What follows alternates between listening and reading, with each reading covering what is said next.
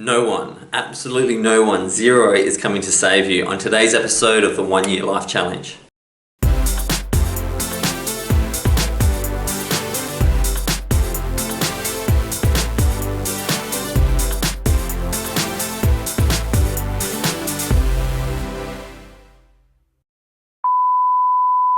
Hello everyone. For so long, for so much of my life, I was expecting things to come together. I was thinking someone would come in and set these rights wrong, or I'd get promoted by this person, or the best girl would come into my life and create the most wonderful relationship.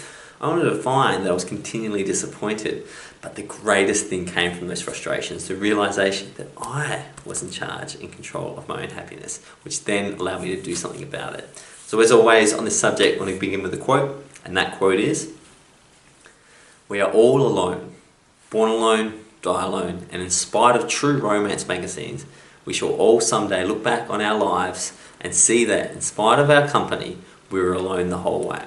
I do not say lonely, at least not all the time, but essentially and finally alone. This is what makes your self-respect so important, and I don't see how you can respect yourself if you must look in the hearts and minds of others for your happiness. Hunter S. Thompson. It's true. When you look back on your life, you will see yourself and you will see that you were in control of every single moment. Now, this doesn't go to ignore the fact that connection is important or ignore the fact that helping others is the most important goal you can ever set for yourself, but it allows you to see through the framework of your reality, because until you start realizing that you need to make yourself happy, you can never make anyone else happy. And while you're waiting for other people to make you happy, you can't make anyone else happy. So it's a key to really making changes. So my personal story was waiting for things to change. I worked for a little while in an environment that was very unhealthy, and I thought, well, this is crazy and this is unhealthy, and the things that are being done are stressing people out and not serving anyone, but it will change. Someone will get it. Someone will see things my way and it will change. And that probably wasted a good 5, 6, 7 years of my life by doing that, only to realise that no one was going to change it, because no one was going to change it because everyone was waiting for someone else to change it. So how do we overcome this need for someone to come into our life? How do we get better ourselves? Well, number one, no one is coming to save you. Understand that. When you're thinking about, if this person does this, then I'll feel better. No one is coming. There is no one coming to save you. You are responsible for your own salvation. You have the Buddha, the Jesus, the consciousness of the universe inside of you. So you've got all the skills you need. It's crazy to think you need something external when you are the creator of your own problems and thoughts. Therefore, how could anyone else solve your problems that you've created? Number two, you get what you negotiate, not what you deserve. You don't deserve anything. In fact, you were gifted life consciousness, which is a very unique perspective at birth, for nothing. You didn't pay anything. Now, one of the key things about that is that in life, you don't get what you deserve. You get what you negotiate. Now, this was hard for me to understand because I felt that, all these good things would just happen if you did good things. But the reality is, if you want something, you need to negotiate with it. And the negotiation can be quite simple. It could be negotiating with yourself, that you're going to put the work in, or negotiating with someone else to get a better deal. It's as simple as that, but no one is coming to negotiate for you. You and you alone are responsible for your own happiness. Every relationship that I see begin to fail is when people start to resent the other person for their happiness levels and start to think that somehow they're in control. No, they have no magic wand to make you happy. They have no ability to change your state. It's your attention and intention to that state that changes your physiology. They don't have a remote control. You are uniquely responsible for your own happiness. And if your situation is not providing you happiness, you need to think about it and to change it.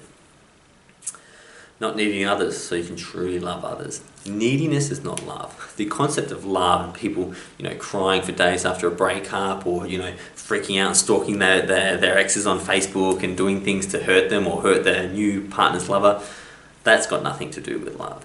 It's neediness. And neediness is scarcity. Neediness is the belief that you're not worthy, which is the opposite of love. It's fear.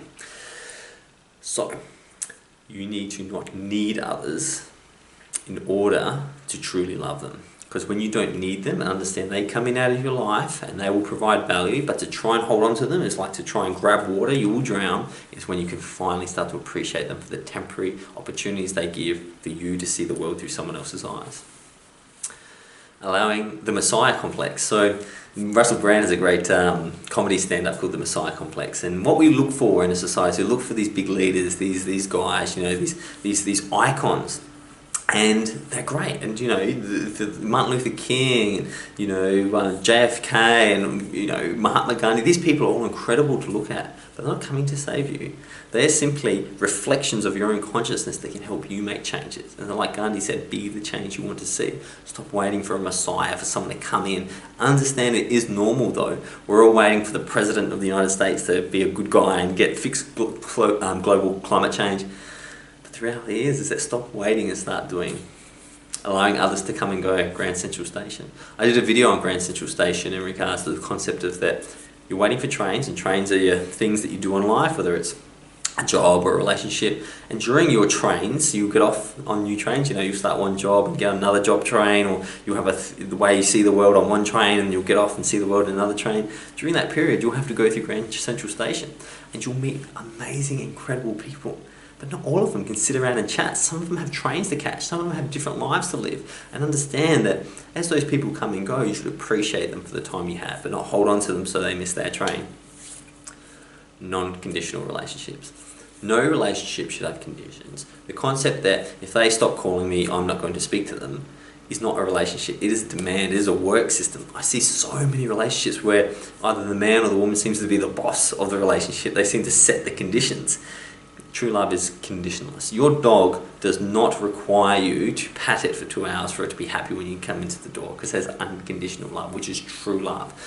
When you start finding you've got conditions on your relationship, they are what destroys the relationship. Not the fact the person's not meeting conditions, is that you've set up these conditions. Because if you love someone truly and deeply like that perfect, before you know it, they definitely look perfect. And finally, be the change you want to see. Yes, what was that thing you wanted someone in your life to come and do? Was it a perfect partner to remind yourself that you're sexy? Is it that job promotion to make you feel valued? Well, whatever it is, just be it. Be valued. Be sexy. Just be it and see what happens. It's definitely something to think about, and I can't wait to see you tomorrow. Until then, goodbye.